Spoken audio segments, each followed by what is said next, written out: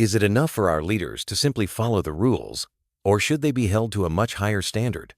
We often see hearings about policy and budgets, but what happens when a top official is questioned not about their job, but about their personal stock portfolio? A recent exchange with the FBI director reveals a deep and growing conflict at the heart of our government, the clash between personal profit and public trust. Thank you. Thank you, Mr. Chairman, for holding this hearing. Thank you, Director Patel, for being here today. I have a couple of questions regarding a terrible shooting that occurred in Colorado, a state, as you may know, that I represent. You've testified previously about, I think, what you would describe as your efforts to provide more information regarding the investigation with respect to the horrific assassination of Mr. Kirk. And so, in that same vein, I'm hoping you can provide this committee and my constituents in Colorado with some clarity. Absolutely. I think, as my colleagues know, in Evergreen, Colorado, Jefferson County, a county that I proudly represent, at Evergreen High School, a shooter ultimately injured. 2 students were praying for their swift recovery. There's an article here from Colorado Public Radio. The title is, quote, FBI was already investigating an account that may have been linked to the Evergreen shooter.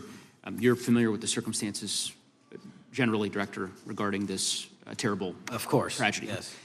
So my understanding from the public reporting is that an organization reported to the FBI in July of this year regarding, just reading here from the article, that the FBI opened an assessment into a social media account user whose identity was unknown and who was discussing the planning of a mass shooting with threats nonspecific in nature. This is the FBI's statement to the press.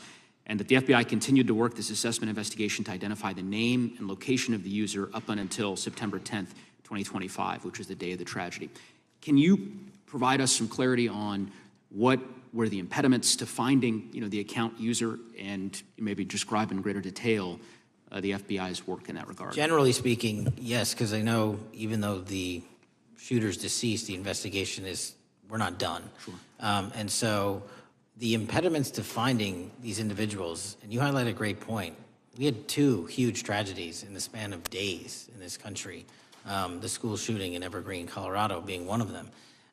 And proactively going out onto these social media platforms, which are so large, is our biggest impediment. And we need to rely on the service providers. There's actual legislation, I can't remember the name of it, that's up for renewal, which will, and I think at the end of the month, which gives service providers the ability to report that information in from their end without liability. We need that to continue, because while the FBI has so many people and the police are great at doing it, there's just too many platforms to cover down on. Well, I appreciate that, Director Patel, and I think we're certainly, I'm interested in continuing this conversation, because I think the reporting suggests that there's a pattern, and that ultimately, we want to make sure that law enforcement is able to prevent this kind of tragedy from happening in the future. I have a question. It's not meant as a gotcha question, so it just frame it there. But it is in regards to some reporting around a periodic transaction report that you had filed earlier, this year. So this is in July, pursuant to the ethical obligations as a senior executive official. You remember filing that in July? Yes. Yeah, so in that report, as best as I can surmise, you disclosed that you divested $100,000 or more in a variety of different stocks, right, which I presume was pursuant to the ethics agreement that you negotiated with the Department of Justice. In that same report, there's a disclosure regarding purchases of 2 different transactions. So between $15,000 to $50,000 in a national coffee house chain, and between $50,000 to $100,000 in a semiconductor company on May 9th and May 12th.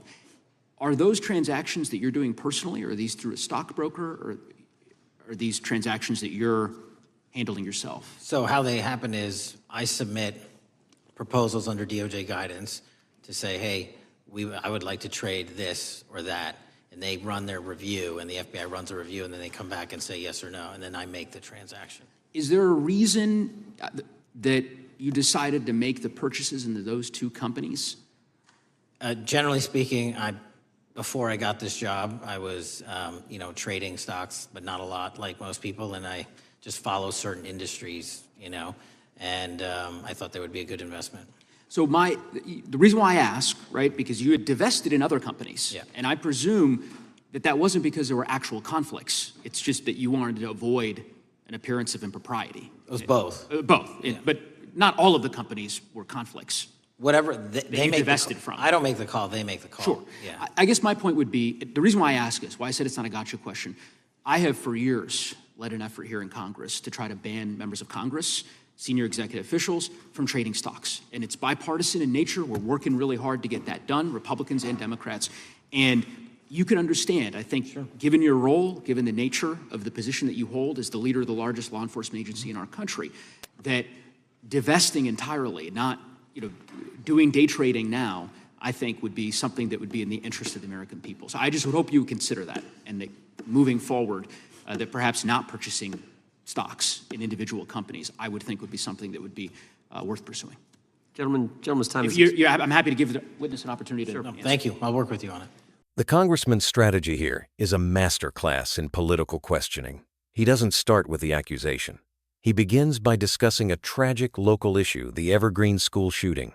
This establishes his credibility and his concern for the FBI's core mission. Only after this foundation is laid does he pivot to the director's personal finances. By stating up front, it's not meant as a gotcha question, he frames the issue not as a personal attack, but as a matter of principle. The director's defense is telling. He insists he followed the rules, getting every transaction approved by the Department of Justice and the FBI. While technically true, this answer completely sidesteps the real issue. The problem isn't whether he broke the law, but whether the law itself is sufficient to guarantee public trust. The director's admission that he personally decides which stocks to buy, based on industries he follows, highlights the very conflict of interest the congressman is trying to expose. The key themes that emerge are accountability, the glaring gap between legal compliance and true ethical conduct, and the question of whether our most powerful officials should be playing the stock market at all. This specific moment in a hearing room connects to a much larger national debate. There is a growing bipartisan movement to completely ban members of Congress and senior executive officials from trading individual stocks. Why? Because these individuals have access to a constant stream of sensitive, non-public information. They know which industries are about to face new regulations, which companies might get huge government contracts, and which economic policies are being planned. This creates an undeniable potential for conflicts of interest. Think of it like a referee betting on the outcome of a game they are officiating. Even if the referee is perfectly honest, the very fact that they have money on the line destroys the perceived integrity of the game for everyone watching. In the same way, when officials who shape the economy are also active participants in the stock market, it erodes the public's faith that decisions are being made for the common good, not for personal financial gain. So, what are the key takeaways from all of this? First, the director of the FBI, one of the most powerful law enforcement officials in the country, is actively trading individual stocks while in office. Second, the current ethics system, which relies on pre-approval, is seen by many as fundamentally flawed because it still allows for the appearance of impropriety. And third, this exchange is not just about one person. It's a perfect illustration of the systemic issue that has led to widespread calls for a complete ban on stock trading for senior government officials. Ultimately, this raises a critical question for all of us. Is simply following the existing rules enough for those in power? Or do we need to demand a higher standard that removes even the possibility of a conflict of interest? What do you think? Let us know in the comments below. And if you found this analysis helpful, be sure to like, subscribe, and share this video.